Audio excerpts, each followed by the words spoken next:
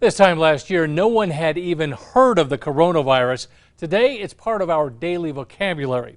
And now UNM is using the worldwide pandemic as a teaching opportunity in a brand new course.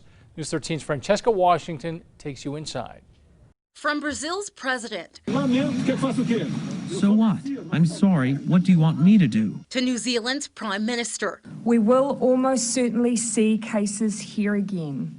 And that is not a sign that we have failed. And even America's commander-in-chief, who recently tested positive for the coronavirus. Don't let it dominate you.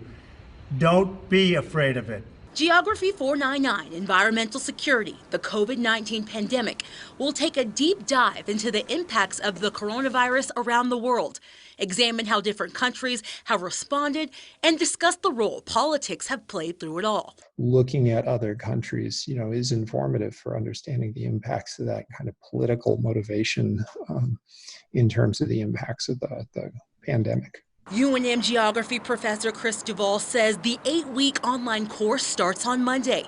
And in that time, students will learn how human-environment interactions can lead to a pandemic. But then also kind of the social responses and the way that social investments, do or don't, have impacts on actual activities after the fact. Duvall says students will also look at how the United States spent decades planning a pandemic response. Part of what we're going to do in the class is read those documents and make an assessment of, did we do what we thought we should do? And if we did, that's great. And if we didn't, why not? Duvall hopes the course will give students perspective that could one day come in handy. Hopefully I'll lead students to kind of develop some recommendations of what should we do next time, right?